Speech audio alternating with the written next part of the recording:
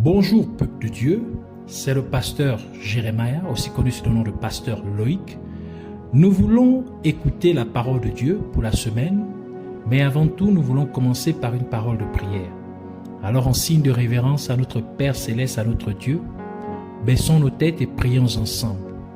Merci Père Dieu de gloire, Dieu tout-puissant, Dieu fidèle, merveilleux, seul et véritable Dieu, Yahweh. Merci pour cette nouvelle opportunité que tu nous accordes de pouvoir nous recueillir dans ta présence. Nous venons nous recommander entièrement en tes mains, corps, âme et esprit, le cœur, nos pensées, l'air, l'atmosphère, tout autour de nous et en nous. Nous recommandons toutes choses en tes mains. Et nous prions que tu nous amènes dans la profondeur de la révélation de ta parole. Nous prions, Seigneur, que tu puisses encore ouvrir notre entendement, que tu puisses élargir, Seigneur, notre degré de connaissance au nom de Jésus-Christ. Et nous implorons ta compassion, ta miséricorde pour tout ce que nous avons pu dire et penser et fait, qui ne t'a point honoré et glorifié, que tu nous pardonnes, Seigneur, au nom de Jésus-Christ, que tu nous sanctifies, purifies par ton sang que tu as fait couler à la croix de Golgotha. Nous nous opposons à tous ceux qui se lèvent contre la révélation de tes mystères contenus dans ta parole. Nous les lions et nous les chassons dans les abîmes de l'enfer au nom de Jésus-Christ. Et nous déclarons que Jésus-Christ est Seigneur à la gloire de Dieu le Père. Merci encore de nous avoir exaucés. Au nom de Jésus, nous avons ainsi prié. Amen. Alors, nous allons prendre notre passage des Saintes Écritures dans le livre d'Exode, chapitre 20, verset 24. Nous lisons ainsi la parole de Dieu dans Exode, chapitre 20, verset 24, au nom de Jésus-Christ. Tu m'élèveras un autel de terre sur lequel tu offriras tes holocaustes et tes sacrifices d'action de grâce, tes brebis et tes bœufs, partout où je rappellerai mon nom, je viendrai à toi et je te bénirai. Que le Seigneur bénisse sa parole, qu'elle vienne pleine de gloire, de vie et de révélation au nom de Jésus-Christ. Alors nous allons continuer dans cette révélation de ce que Dieu a pour ses enfants pour cette année 2024.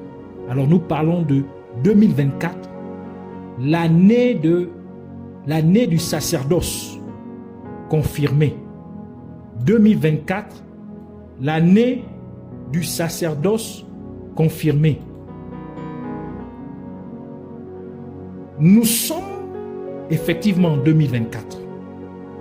Et parce que le nombre 2024 commence par le chiffre 2, cela signifie que nous devons aller au deuxième livre de la Bible, qui est le livre d'Exode. Et lorsque nous séparons le nombre 2024 en deux sections ou en deux parties, cela nous donne les nombres 20 et 24. Cela fait référence au 20e chapitre et au 24e verset de ce 20e chapitre. Ainsi, lorsque vous assemblez le tout, cela nous donne le 24e verset du 20e chapitre du deuxième livre de la Bible, ce qui se traduit par Exode chapitre 20 verset 24, et c'est la raison pour laquelle nous venons de lire ce passage de la Bible. Par conséquent, Exode chapitre 20 verset 24 nous révélera également ce que l'année 2024 nous réserve. Et dans Exode chapitre 20 verset 24, nous voyons que Dieu demande à son peuple de l'élever un autel afin de lui offrir des sacrifices dessus. Et nous savons que ce sont les sacrificateurs qui sont censés offrir des sacrifices à Dieu sur l'autel. Cela confirme à nouveau que l'année 2024 est une année pour le sacerdoce. 2024 est une année pour servir Dieu. Et ce qui est encore plus intéressant avec ce passage des Saintes Écritures, c'est le fait que Dieu nous dit clairement quel type de sacrifice il aimerait recevoir. Et ici, nous voyons que les brebis et les bœufs doivent être offerts sur l'autel. Et nous savons que les brebis représentent les croyants en Christ. Les brebis représentent les chrétiens qui sont membres d'une église locale particulière. Et les bœufs sont des animaux serviteurs, car ils travaillent dans le champ. Ainsi, les bœufs représentent les serviteurs de Dieu travaillant dans le champ de Dieu. Tout cela nous révèle que pour l'année 2024, Dieu veut que ses serviteurs lui apportent de nouveaux croyants. Et que les croyants et les serviteurs de Dieu doivent être transformés sur l'autel de Dieu. Ce qui signifie qu'ils doivent être vraiment convertis. Ils doivent vraiment changer de leur voie pécheresse. Et de plus, ils doivent sacrifier à Dieu leurs efforts, leur temps et leurs biens pour l'avancement de l'œuvre de Dieu. Ils doivent se sacrifier pour l'accomplissement de la volonté de Dieu sur terre. Par conséquent, les serviteurs de Dieu ne devraient pas penser que seuls les membres de l'Église devraient être les seuls à passer par le processus de brisement pour être transformés par Dieu sur l'autel de Dieu. Car les serviteurs de Dieu eux-mêmes doivent également être transformés en se donnant eux-mêmes sur l'autel de Dieu par le processus de brisement à cause des mauvaises pratiques que de nombreux serviteurs de Dieu ont introduites dans l'Église. De la même manière qu'Aaron avait conduit le peuple d'Israël à l'idolâtrie en se conformant à la demande du peuple qui demanda à Aaron de leur faire un veau d'or, tel que décrit dans le livre d'Exode, Exode chapitre 32, versets 1 à 6, qui dit « Le peuple, voyant que Moïse tardait à descendre de la montagne, s'assembla autour d'Aaron et lui dit « Allons, fais-nous un Dieu qui marche devant nous. Car ce Moïse, cet homme qui nous a fait sortir du pays d'Égypte, nous ne savons ce qui est devenu. » Aaron leur dit, ôtez les anneaux d'or qui sont aux oreilles de vos femmes, de vos fils et de vos filles, et apportez-les-moi. Et tous ôtèrent les anneaux d'or qui étaient à leurs oreilles, et ils les apportèrent à Aaron. Il les reçut de leurs mains, jeta l'or dans un moule et fit un veau en fonte. Et il dit, Israël, voici ton Dieu qui t'a fait sortir du pays d'Égypte. Lorsqu'Aaron vit cela, il bâtit un autel devant lui et s'écria, demain, il y aura fête en l'honneur de l'Éternel. Le lendemain, ils se levèrent de bon matin et ils offrirent des holocaustes et des sacrifices d'action de grâce. Le peuple s'assit pour manger et pour boire. Puis ils se levèrent pour se divertir. Cela nous révèle donc que les serviteurs de Dieu font en sorte que le peuple de Dieu adore la prospérité matérielle au lieu de Dieu, leur créateur.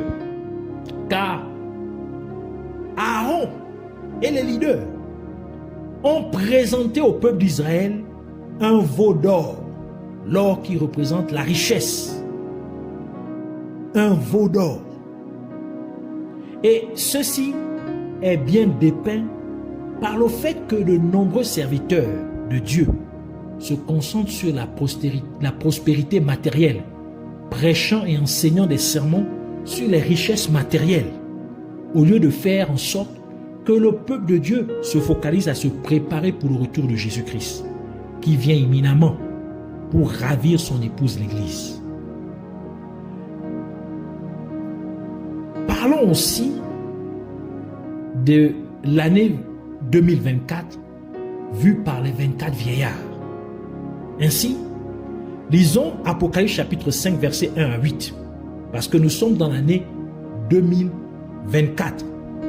Donc, le chiffre, le nombre 24 est le nombre qui caractérise cette année. Et au ciel, il y a aussi 24 vieillards. Donc, ce qui veut dire que cette année est une année dont les 24 vieillards vont nous parler. Ils vont nous donner aussi une révélation concernant cette année 2024. Alors lisons Apocalypse chapitre 5 verset 1 à 8 qui dit: Puis je vis dans la main droite de celui qui était assis sur le trône un livre écrit en dedans et en dehors, scellé de 7 sceaux. Et je vis un ange puissant qui criait d'une voix forte: Qui est digne d'ouvrir le livre et d'en rompre les sceaux? Et personne dans le ciel, ni sur la terre, ni sous la terre, ne put ouvrir le livre, ni le regarder. Et je pleurais beaucoup de ce que personne ne fut trouvé digne d'ouvrir le livre, ni de le regarder. Et l'un des vieillards me dit: Ne pleure point, voici le lion de la tribu de Juda, le rejeton de David, a vaincu pour ouvrir le livre et ses 7 sceaux. Et je vis au milieu du trône et des 4 êtres vivants et au milieu des vieillards un agneau qui était là comme immolé. Il avait 7 cornes et 7 yeux, et qui sont les 7 esprits de Dieu envoyés par toute la terre. Il vint et il prit le livre de la main droite de celui qui était assis sur le trône. Quand il eut pris le livre, les 4 êtres vivants et les 24 vieillards se prosternèrent devant l'agneau, tenant chacun une harpe et des coupes d'or remplies de parfums qui sont les prières des saints. Comme nous l'avons déjà mentionné, le fait que nous ayons 24 vieillards dans le ciel, cela signifie que l'année 2024 a également quelque chose à avoir avec ces 24 vieillards. En d'autres termes, les 24 vieillards ont également quelque chose à nous révéler pour cette année 2024. Et nous pouvons également remarquer que les 24 vieillards au ciel ont 24 coupes en or.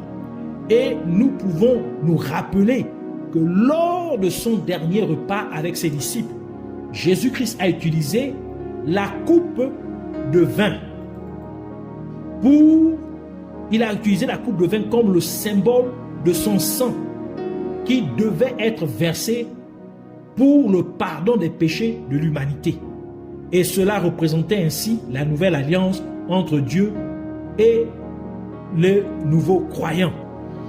Matthieu chapitre 26 verset 27 à 28 qui dit: Il prit ensuite une coupe et après avoir rendu grâce, il la leur donna en disant: Buvez-en tous. Ici c'est Jésus qui parle, car ceci est mon sang, le sang de l'alliance qui est répandu pour plusieurs pour la rémission des péchés.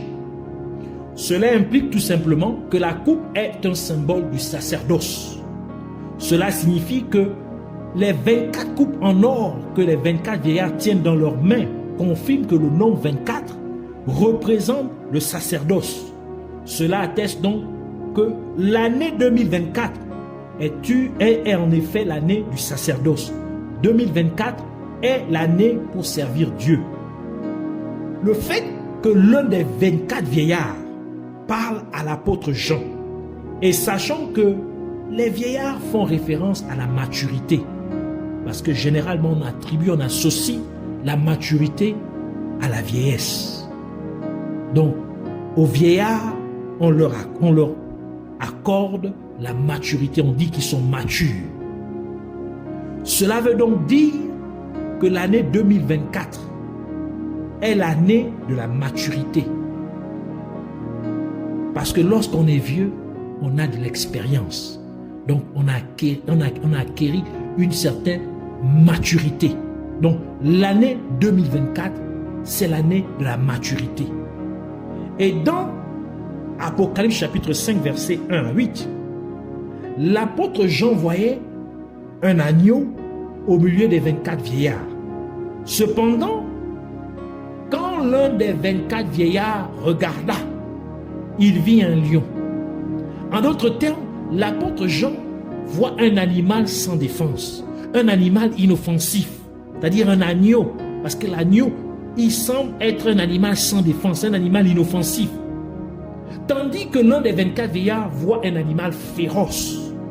Et le fait que l'apôtre Jean voit un agneau immolé au milieu des 24 vieillards, tandis que l'un des 24 vieillards voit le lion de la tribu de Juda. Et ce lion de la tribu de Juda, il est jugé digne d'ouvrir le livre et de briser les sceaux. Cela nous révèle ainsi que c'est le fait que Jésus-Christ, qui est l'agneau de Dieu, comme Jean le Baptiste nous l'a révélé lorsqu'il vit Jésus-Christ, il s'écria « Voici l'agneau de Dieu qui ôte le péché du monde ». Donc, Jésus-Christ, qui est l'agneau de Dieu, se sacrifia en étant crucifié sur la croix pour le salut de l'humanité. Donc, le fait qu'il ait fait cela, il est donc jugé digne d'ouvrir le livre et de briser les sceaux. C'est-à-dire que la dignité se trouve dans le fait que vous vous sacrifiez pour que la volonté de Dieu soit accomplie.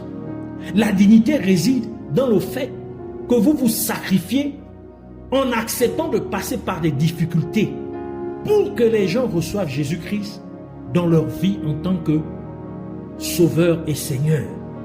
Et c'est là que réside la vraie force. C'est là que réside la vraie puissance. Et c'est pourquoi l'un des 24 vieillards vit le lion de la tribu de Juda au lieu de l'agneau de Dieu. C'est pour dire que parce que Jésus-Christ fut sacrifié étant agneau de Dieu, cela lui a donc donné le pouvoir d'opérer maintenant comme le lion de la tribu de Juda. Et c'est pour dire qu'il y a une plus grande gloire lorsque vous opérez comme un instrument de Dieu pour le salut des gens.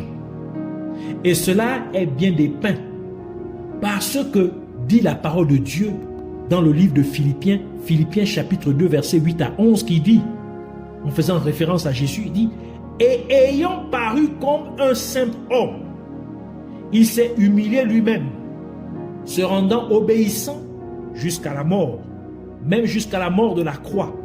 C'est pourquoi aussi Dieu l'a souverainement élevé et lui a donné le nom qui est au-dessus de tout nom, afin qu'au nom de Jésus, tout genou fléchisse dans les cieux, sur la terre et sous la terre, et que toute langue confesse que Jésus-Christ est Seigneur, à la gloire de Dieu le Père. »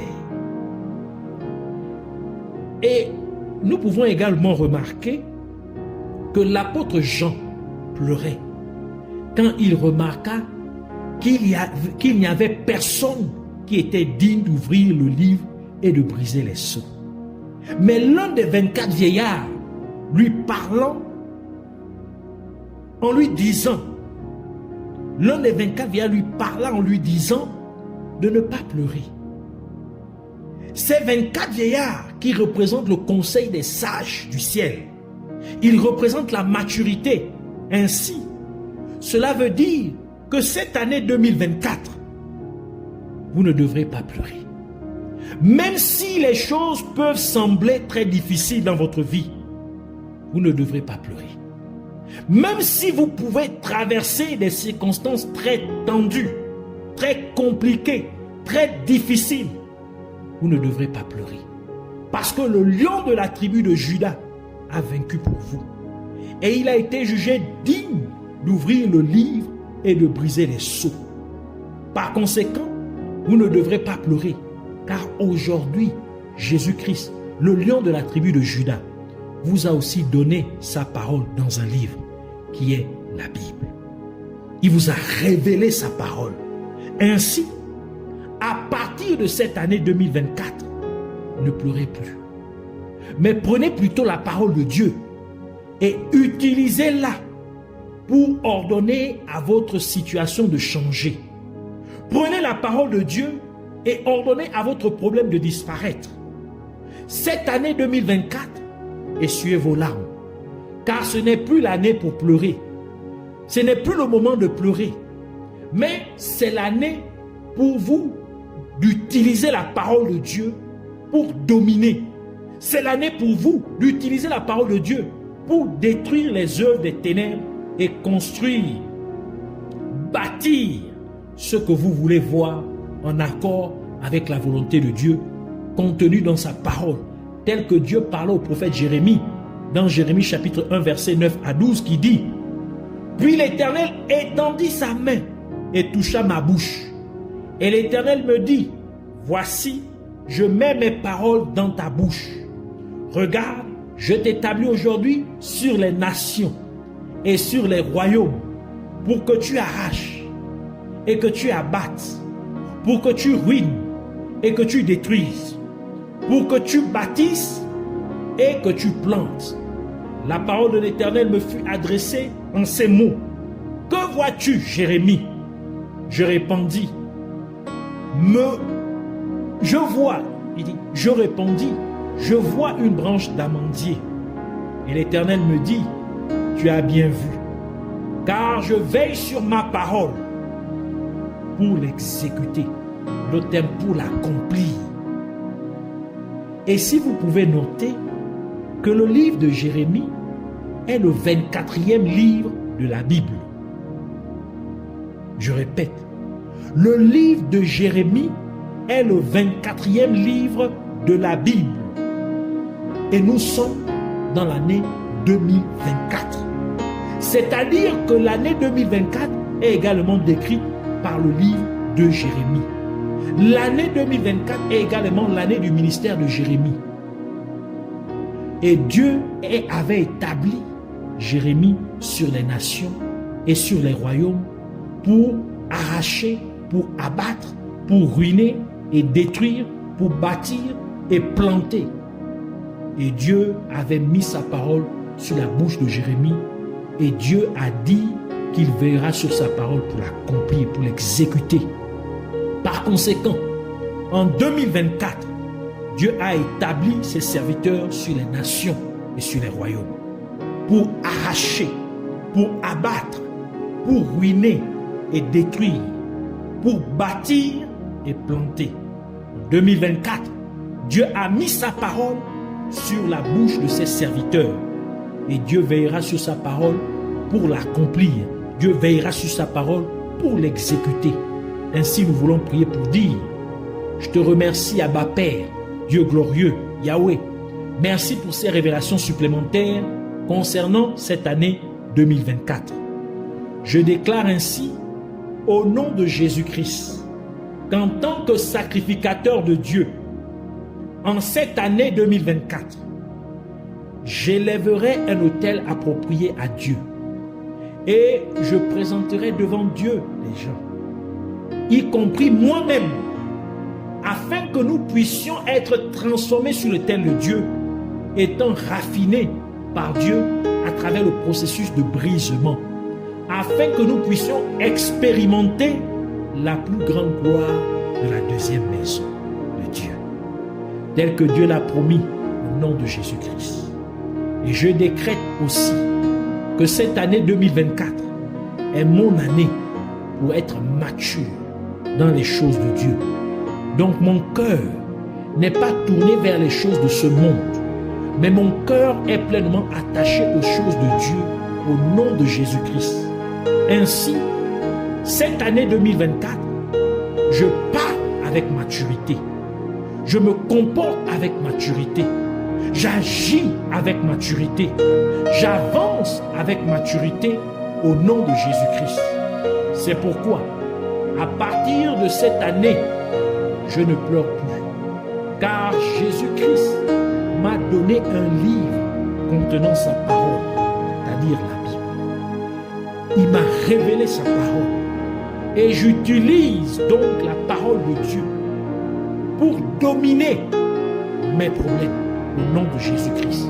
J'utilise la parole de Dieu pour dominer sur toutes les puissances des ténèbres au nom de Jésus-Christ.